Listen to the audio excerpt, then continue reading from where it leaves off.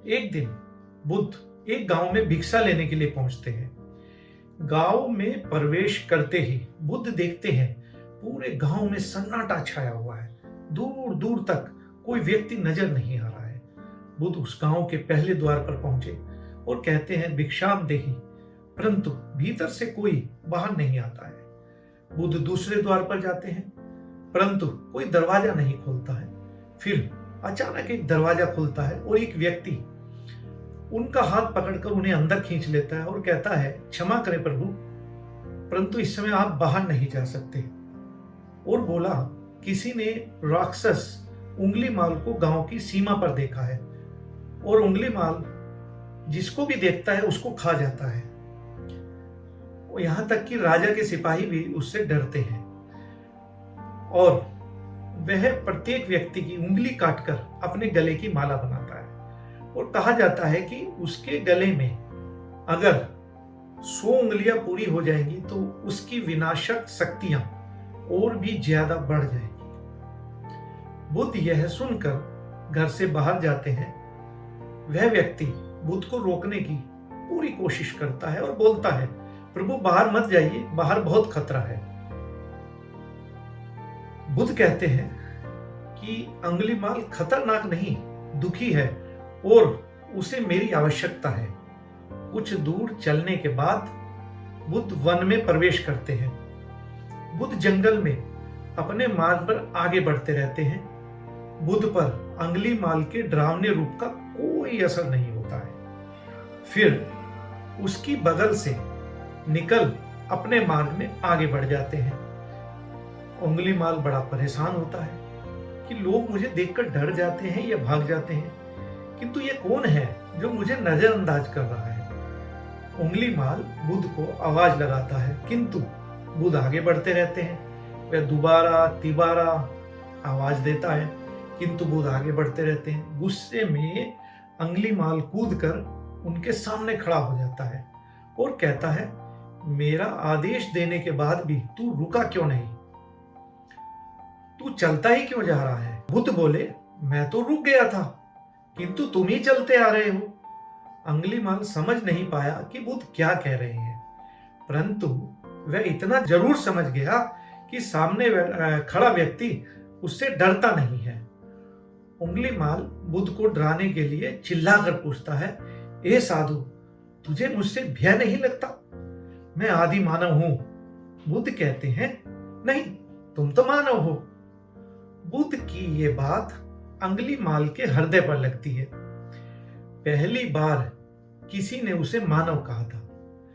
वह क्रोध में भरकर बुद्ध की गर्दन पर चाकू रख देता है और कहता है मानव में ना प्रेम है ना करुणा है, सिर्फ छल कपट है, इसलिए मैं सबकी हत्या करूंगा। बुद्ध कहते हैं तुमने लोगों को बहुत दुख दिए हैं अंगुलीमाल। क्रूरता मनुष्य अज्ञान के कारण ही करता है। यदि इस जीवन में क्रूर और निष्ठुर लोग हैं तो दयावान भी हैं। बस तुम्हें अपनी आंखों से इस अंधेपन की पट्टी को हटाना होगा जो तुम्हें केवल बुराई ही दिखाता है। बुद्ध के शब्दों को सुनकर अंगुलीमाल का खुद से संयम हट जाता है, कंट्रोल हट जाता है और वो सोचता है मैं पहली बार अपने आप को इतना कमजोर क्यों महसूस कर रहा हूं। वह कोशिश तो करता है क्रोध करने की, परंतु कर नहीं पाता है। वह बड़ी हिम्मत जुटाकर क्रोधित होने का नाटक कर बुद्ध से कहता है तुम और व्यक्ति जैसे नहीं हो। बुद्ध कहते हैं हाँ, मैं हर व्यक्ति जैसा नहीं हूं, किंतु मैं उनके ही जैसा हूं, किंतु मेरा मार्ग क्रूरता को दया में परिवर्तित करता है। अंगुलीमाल तुम अनजाने में घृणा के पथ पर हो, बस इसी क्षण रुक जाओ। तुम्हारे भीतर भी यह क्षमता है कि तुम दया और करुणा के पथ पर चल सको। इतना सुनते ही अंगुलीमाल के हाथों से कटारी जमीन पर गिर जाती है और उसकी आंखों में आंसू बहने लगते हैं। अंगुलीमाल रोते हुए बुद्ध से पूछता है क्या आप वही हैं जिन्हें लोग बुद्ध कहते हैं? जो लोगों को मुक्ति के मार्ग दिखाता है, लोगों को मुक्ति के मार्ग पर चलना सिखाता है। बुद्ध कहते हैं, हाँ, मैं वही हूं और मैं तुम्हें भी मुक्ति का मार्ग दिखाने आया हूं। उंगलीमाल कहता है, मैं अब बहुत दूर निकल आया हूं प्रभु, मैंने बहुत हत्याएं की हैं, मेरे पाप बहुत सारे हैं, अब मैं चाहकर भी वापस नहीं लौट सकता और अब मेरा लौटना भी असंभव है। बुद्ध कहते हैं, असंभव इस दुनिया में कुछ भी नहीं है उंगलीमाल, जब जागो तभी सवेरा है। उंगलीमाल कहता है, अब प्रभु बहुत देर हो चुकी है। बुद्ध कहते हैं, तुम में इतनी चेतना है कि तुम जानते हो कि तुमने अब तक जो किया है वो बहुत बुरा था। जिस दिन तुमने अच्छा कार्य करना शुरू कर दिया, उस दिन तुम्हारा एक नया जीवन शुरू हो जाएगा। उंगलीमाल कहता है, मैं कितने भी अच्छे कार्य कर लूं, परंतु लोग मुझे उस नजर से नहीं देखेंगे और वो मुझे चैन से नहीं जीने देंगे। बुद्ध कहते हैं, उंगलीमाल, यदि तुमने हिंसा का मार्ग छोड़ा तो मैं तुम्हें मार्ग दिखाऊंगा। बस पहला कदम तुम्हें ही उठाना होगा। उंगलीमाल पूछता है, क्या यह हो सकता है? बुद्ध कहते हैं, अवश्य हो सकता है। तुम एक असामान्य बुद्धि के मालिक हो उंगलीमाल, तुम परम सत्य के पथ पर बहुत आगे जाओगे। उंगलीमाल रोते हुए बुद्ध के चरणों में गिर पड़ता है और कहता है, मैं आपको वचन देता हूं कि मैं सारे बुरे कार्य छोड़कर आपके करुणा के पथ पर चलना सीखूंगा। कृपा करके मुझे आप अपना शिष्य बना लीजिए। बुद्ध कहते हैं, मैं शिष्य नहीं बनाता, बल्कि व्यक्ति स्वयं मेरे संग से जुड़ता है। उंगलीमाल उसी समय बुद्ध का भिक्षु बन जाता है। यहां पर एक बात समझना बहुत जरूरी है कि बुद्ध किसी को भी शिष्य या भिक्षु नहीं मानते। जो भी व्यक्ति उनके साथ जुड़ता है, उसे केवल वो सत्य का मार्ग दिखाते हैं और वह मार्ग पर चलता है। भिक्षु और शिष्य शब्द केवल संघ से जुड़ने वाले लोगों की पहचान होती है। कहानी में अब और आगे बढ़ते हैं। बुद्ध का भिक्षु बनने के बाद उसका नाम अहिंसक पड़ जाता है।